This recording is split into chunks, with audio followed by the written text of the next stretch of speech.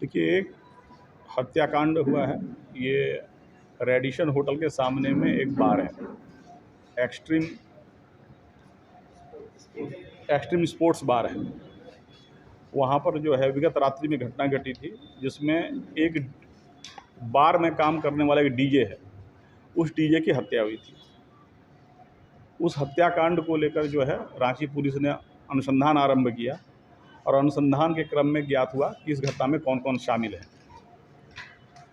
इसमें सबसे महत्वपूर्ण बात यह है कि जिस आदमी ने गोली चलाई डीजे पे, वह आदमी जो है वह पटना का रहने वाला है, रांची में भाड़े पे रहता है और उसका एक बिजनेस है।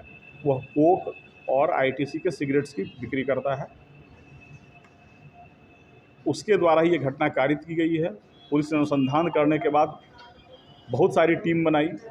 इसमें से जो है उस बाउंसर के साथ मारपीट में जो शामिल लोग थे, उसमें से एक रामगढ़ से पकड़ा गया जो यूनियन बैंक का मैनेजर है।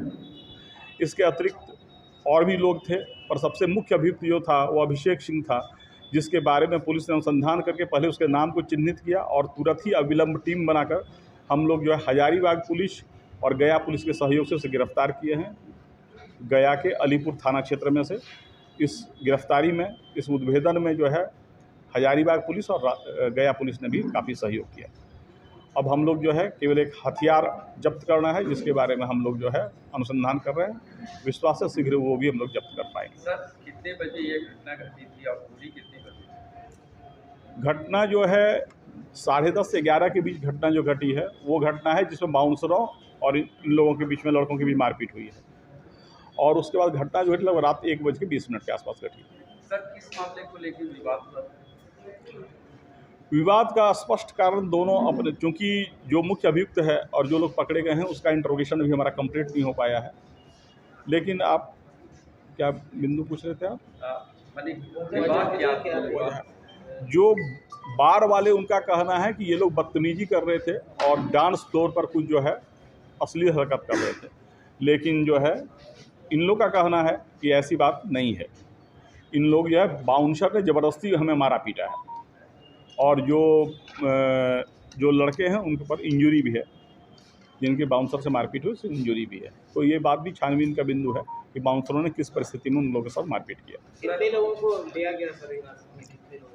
अभी जो है कुल मिलाकर 3 है पर, हाँ 3 आदमी से हम लोग पूछताछ कर रहे हैं और इसके अलावा चौथा जो है गया में है, जिसके हम लोग किस हथियार का उपयोग किया था गोली चलाने? हथियार के बारे में जो है जिनको हम लोग गया में अरेस्ट किए हैं वो जब आ जाएंगे तब वो उसका क्या मेक था, किस कंपनी का था, सारा बात वो बताएंगे। जो देखने से जो सीसीटीवी फुटेज में दिख रहा है वो एक राइफ़ल की तरह दिख रहा है, जिसमें एक जो है बाइनोकुलर लगा हुआ है। अभी हम लोग हथियार किस क्वालिटी का था, क्या था, नहीं पता हमें, लेकिन उनके घर पर जब हम लोग सर्च किए हैं तो जो है असम का बना हुआ 2 लाइसेंस हम लोग को मिला है, जो असम के लिए वैलिड दिख रहा है कागज़ से। तो ये हम लोग को, पुलिस पदाधिकारी को ये परेशानी हर बार झेलनी पड़ती है। कई बार हम लोग जो है नागालैंड या असम की तरफ से बहुत सारे लाइसेंस देखते हैं जो लाइसेंस वस्तुतः फर्जी होते हैं। तो हम लोग जो है इस बात का छानबीन कर रहे हैं कि असली में ये हथियार का लाइसेंस कहाँ से आया और कैसे ये रांची पहुंचा। इन सब के बारे में हम लोग छानबीन कर रहे हैं। जैसे हम लोग निष्कर्ष पर पहुंचेंगे तो हम लोग प्रेस को बताएंगे। सर, गश्ती गाड़ी उस समय थी जो सीसीटीवी फुटेज में आया है?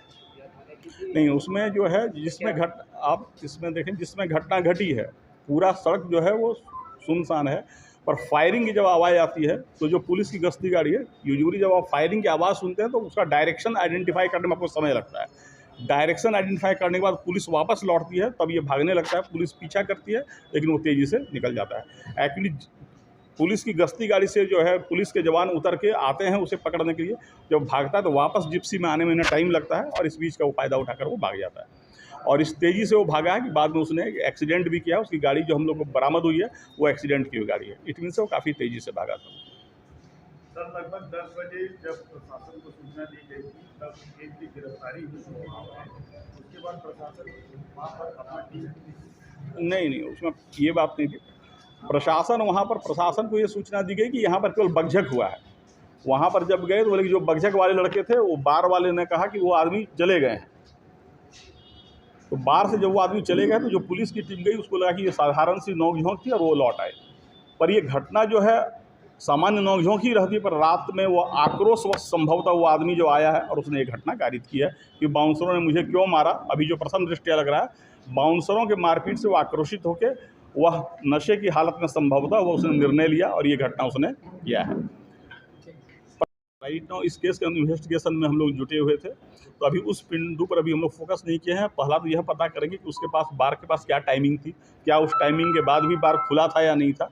और एक जो बिंदु है कि भाई बाउंसरों ने मारपीट क्यों की। अगर आपके साथ कोई बदमाशी कर रहा है तो आप बेतहाशा मारपीट नहीं कर सकते। तो यह बिंदु भी छानबीन का है। तो बार को कैसे रेगुलेट करना है और बार में अगर कोई गलत गतिविधि है तो उसको कैसे रोकना है, इसके लिए भी रांची पुलिस सीरियस स्टेप्स लेगी।